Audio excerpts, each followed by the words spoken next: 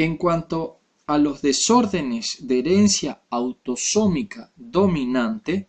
en genética humana se le da el nombre de dominante a un alelo que se expresa en el heterocigota, es decir, que no importa cuál es el otro alelo. Los genes dominantes poseen un patrón característico de herencia. En la genealogía, cada enfermo tiene un progenitor afectado por la enfermedad, salvo que se trate de una mutación, y el número de afectados en una genealogía grande tiende a ser del 50%. Aunque el número de enfermedades por genes dominantes es grande, el número proporcional de enfermos no lo es, porque está severamente limitado por la selección natural contra los heterocigotas, y lo más probable es que de un matrimonio el portador de un gen dominante tenga un cónyuge que porta un gen normal. El riesgo de recurrencia en el hijo de un paciente es del 50% y el riesgo de recurrencia en los hermanos del paciente es del 50%. Por ejemplo, es importante remarcar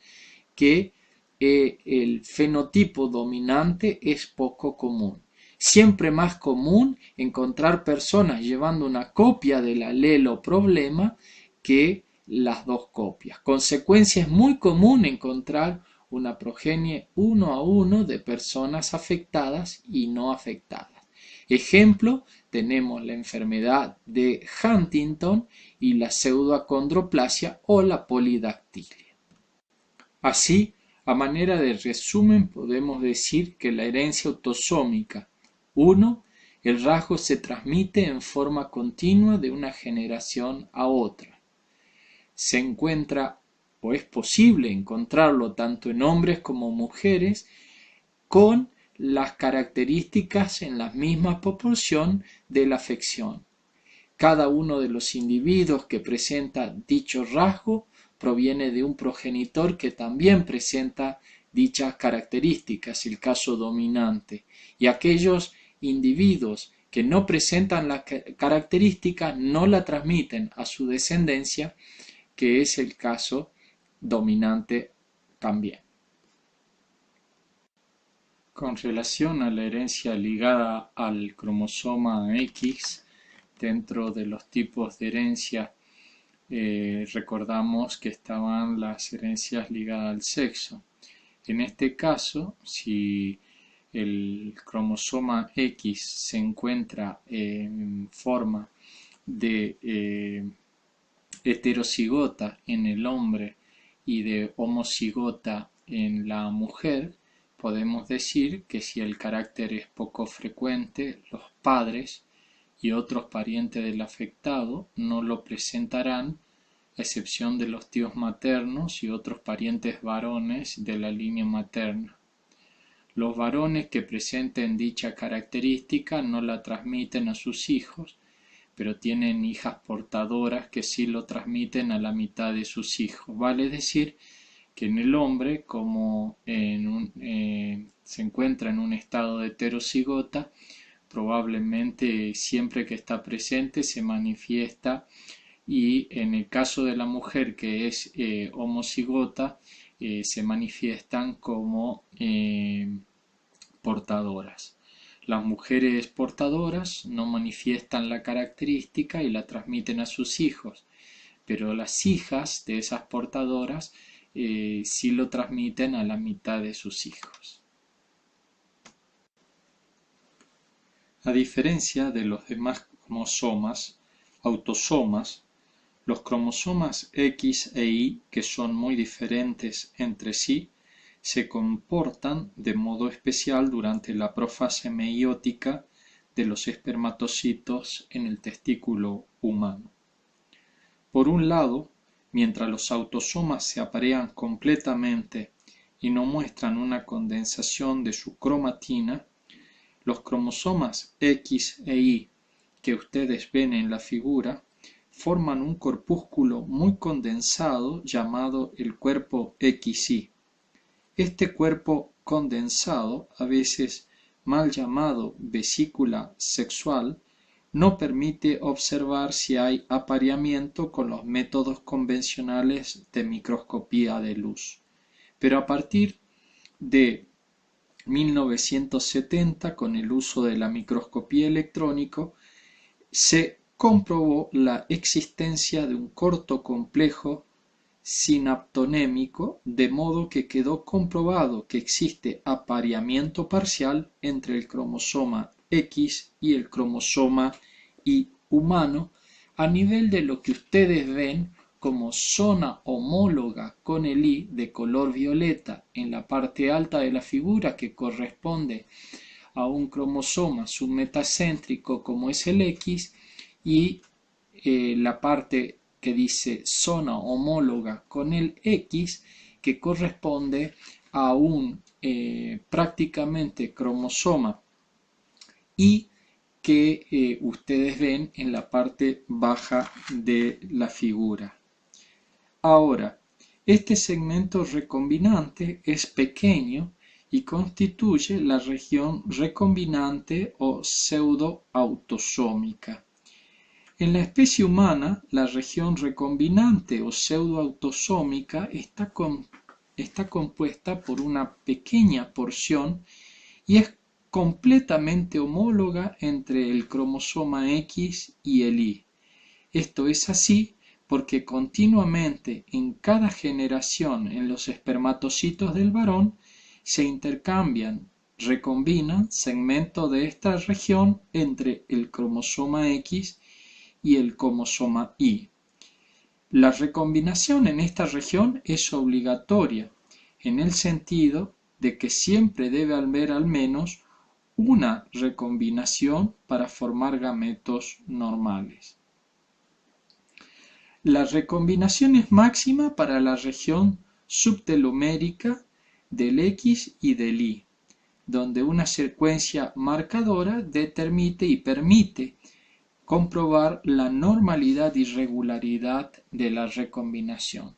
Ven ustedes que en la zona con genes ligados al X existen diferentes genes que tienen que ver con diferentes enfermedades para el cromosoma X en la parte alta de la proyección, mientras que en la parte baja hay zonas con genes ligados al Y, ¿no es cierto?, que son propias y que se expresan cuando el Y está presente, que es en el caso del hombre. En esta proyección podemos ver los genotipos de herencia ligada al cromosoma X. Cuando el gen recesivo anormal se encuentra en el hombre y cuando el gen recesivo anormal se encuentra en la mujer de una pareja. Fíjense que en el primer caso el gen recesivo normal se encuentra en el hombre, de tal manera que en la meiosis o en la disyunción de los genes, cada vez que el gen recesivo anormal se desprendió y estuvo tanto en la conformación de una mujer, lo hizo a la manera de portación de ese gen, porque únicamente se expresa cuando se halla en posición de heterocigota recesivo. Mientras que en el caso del hombre, observen ustedes, en la versión de la mano derecha de la proyección, el gen recesivo anormal se expresa en el caso del hombre, pero en la mujer aparece como portador. Mencionamos ahora brevemente algunas alteraciones referidas a la herencia ligada al cromosoma X en relación a una enfermedad conocida como daltonismo. En realidad, previamente debemos comentar que en la retina, que es la capa nerviosa del ojo que permiten nuestra visión, hay alrededor de 130 millones de fotorreceptores clasificados en una mayoría de más de 100 millones de bastones sensibles a casi todo el espectro y que contienen un pigmento llamado rodopsina, cuyo gen está en el cromosoma 3, y una minoría de 8 millones de conos que a su vez se subdividen en conos con pigmentos sensibles al rojo, conos con pigmentos sensibles al verde y conos con pigmentos sensibles al azul, de manera que la visión de los colores en la especie humana depende de la presencia de los tres tipos de cono, y cada cono posee un solo tipo de pigmento, lo que indica que durante el desarrollo existe una inhibición diferencial de algunos genes. El pigmento sensible al azul se considera el más antiguo, y su gen está localizado en el autosoma 7. Como veremos, los defectos de la visión de los colores ligado al sexo, conocido como daltonismos, en memoria de John Dalton, científico que padecía el defecto y los describió en 1794 en Inglaterra, se encuentra en un 8% de los varones de raza blanca, y los individuos que lo padecen se clasifican en protanopes de protos, primero por la consideración del rojo como el primer color de longitud de onda mayor, con una incidencia del 1% en los varones, cuando la percepción del color rojo está muy disminuida, o protanómalos, cuando la disminución de la sensibilidad al rojo es menor, y deuteránopes, segundo color, cuando la sensibilidad al verde es defectuosa, 5% de la población, o deuteranómalos si el defecto es menor. El defecto de los protánopes reside en la opsina para el rojo y el de los deuteránopes en la opsina para el verde. La visión normal para los colores, recordar que es tricrómica. Durante un tiempo se supuso que como los genes de las opsinas roja y verde están ubicados uno tras el otro y poseen un alto grado de homología, podía existir un mal apareamiento en la meiosis, y un entrecruzamiento en esas condiciones podría llevar a la pérdida de uno de los genes, con lo consiguiente ceguera para un color. Recientemente se observó en un grupo de 27 hombres con visión normal de los colores que el número y el tipo de gene de opsinas en el cromosoma X varía entre 2 y 9 genes colocados uno tras otro. El número de genes para la opsina roja varía entre 1 y 4, y el número de genes para la opsina verde oscila entre 1 y 7, pero lo más frecuente es que haya 2 genes para la verde. También se comprobó que entre los genes vinculados con la opsina verde y la opsina roja existen genes híbridos producidos por un crecimiento intragénico.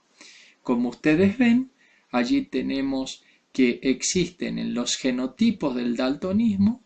mujeres con visión normal, mujeres con visión normal portadoras y mujeres daltónicas. Y hay hombres con visión normal y hombres daltónicos, porque siempre que está el cromosoma X se va a manifestar.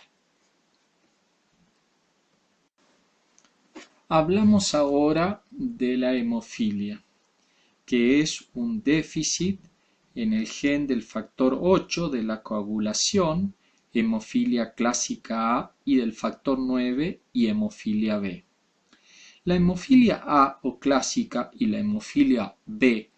o enfermedad de Crisma por el apellido del paciente original son defectos